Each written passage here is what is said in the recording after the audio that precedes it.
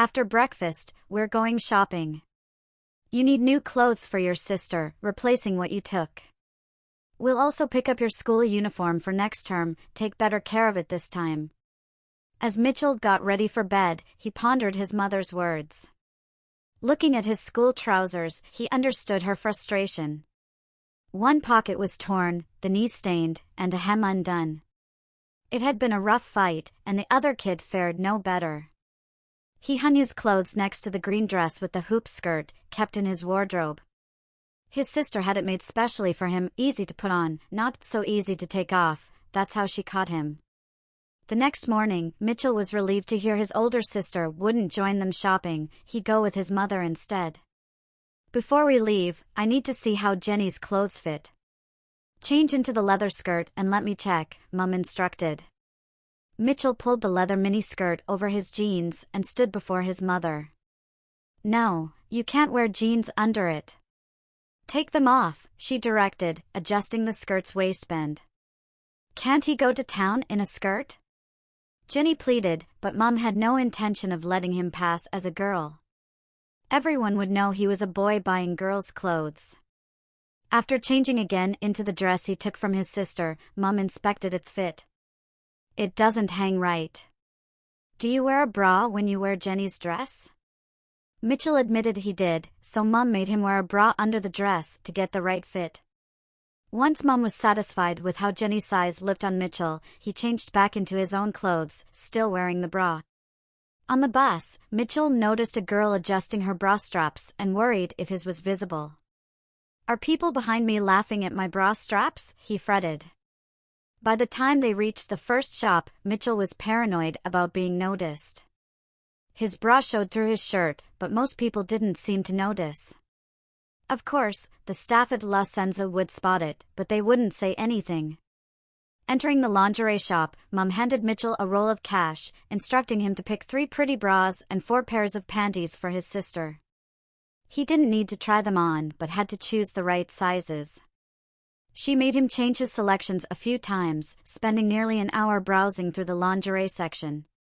Mitchell nervously carried the bras and panties on their hangers to the checkout, praying he wouldn't bump into anyone he knew. He hurriedly explained to the cashier, "They're for my sister," and she accepted his payment, reminding him to keep the receipt safe as bras could be exchanged, but not panties if worn. With his heart racing and sweat trickling down his back, Mitchell rushed out to meet his mother. Their next stop would be JJB Sports Shop. In the sports store, Mum guided Mitchell to the girls' swimwear section. There was a pink bikini similar to the one he took from Jenny's room, but bikini sizing wasn't consistent. He couldn't just pick one off the shelf, he needed to try it on to match Jenny's. Feeling embarrassed from the lingerie shop, Mitchell felt even more ashamed asking the shop assistant for a changing room. After counting the bikinis, the assistant gave him a tag marked 3 items. After finding the right bikini, Mum handed Mitchell shorts for the upcoming school term. He tried them on and showed his mother they fit. Then she handed him 3 dark blue sports skirts to try. Pushing one away, Mitchell protested, "I didn't take any of Jenny's sports skirts, Mum. I don't need one." His mother looked directly at him. "Go take off those shorts and put on this skirt now. The less fuss you make, the less attention you'll draw." As Mitchell returned to change, he heard another cubicle occupied by a girl on her phone. Hurrying, he put on the skirt and quickly showed his mother before the girl finished. The skirt fit well, and Mitchell was relieved to change back into his own clothes without drawing attention. Near the running shoes department, Karen Wesley met her friend Wendy.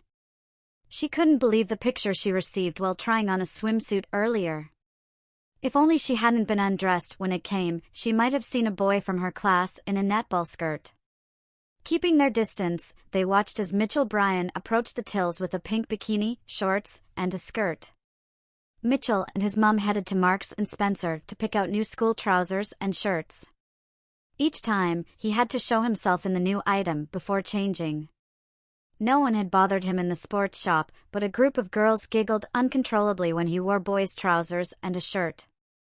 What he hadn't realized was how clearly his bra showed through a plain white shirt. Next, they went to the girls' section of M&S to find a red leather miniskirt, no longer than mid-thigh. Mitchell grabbed 3 skirts and took them to the boys' changing rooms. Trying on the skirt he thought most like his sister's, he emerged to show his mother. It was too tight, as his sister was smaller. His mother made sure it seemed like the right fit, similar to the original skirt. Unseen, Karen and Wendy watched in shock and snapped several pictures with their phones. Mitchell's mother handed him 4 school gray skirts and asked him to show her the best one. He started to say, "Jenny doesn't need a school skirt," but decided to go along. He returned in a very tight pencil skirt, but his mom asked for a larger size. On the 3rd try, he wore a pleated gray skirt that fit comfortably at the waist. Thinking, "This skirt is too big for Jenny," Mitchell realized it was meant for himself.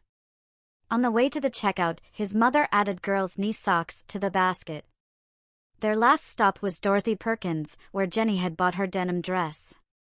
Familiar with the routine, Mitchell took 3 dresses to the changing room, thinking, "This is almost over." Choosing a dress that felt snug enough for his sister, he stepped out of the cubicle and bumped into Karen Wesley. She burst into laughter, causing every shopper in the store to stare at Mitchell, clearly a boy in a blue denim mini dress. His mother hurried over, quickly checked the dress, and told him it was fine to change. With his mother shooing Karen and Wendy away, Mitchell left deep in tears. He could finally go home and forget everything that had happened, or so he thought. Wrong. There was one more shop to visit. He needed to replace the high-heeled shoes he had borrowed from his sister. She refused to wear anything he had touched. The shop assistant looked unimpressed as Mitchell walked in stiletto heels. Looking through the shop window, he saw 2 girls holding phones aimed at him. When they arrived home, Mitchell felt immense relief as Jenny approved of all the clothes he had bought. If anything didn't fit or she didn't like it, he'd have to return it and choose something else. Almost afraid to ask, Mitchell hesitated before speaking to his mother. "Mom, why did we get a school uniform skirt and sports skirt? Please don't tell me I have to wear them to school. You saw how much I'd be teased." His mom explained, "It's simple, really. Those skirts are for you to wear to school. You don't have to wear them, ever. But if you tear your trousers or lose your football shorts like last term, those skirts will be your only option. I won't buy you new trousers or shorts." The school uniform rules had changed recently, allowing girls to wear trousers due to an international law case. The updated rules stated, uniform for boys and girls aged 11 to 16. Black or gray trousers, full length to ankle, or skirt, length within 2 inches of knees. Blue or white shirt or blouse, to be tucked into trousers or skirt. White knee socks or dark tights with skirts. Mitchell realized that if he didn't take good care of his uniform trousers and sports kit, the school wouldn't prevent him from wearing a skirt as long as it followed the rules. He also realized that all the clothes he had bought for Jenny were now his responsibility.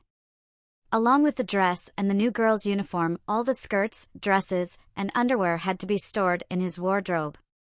He wasn't allowed to wear any of them, and the thought of being caught with them mixed among his regular clothes and underwear worried him.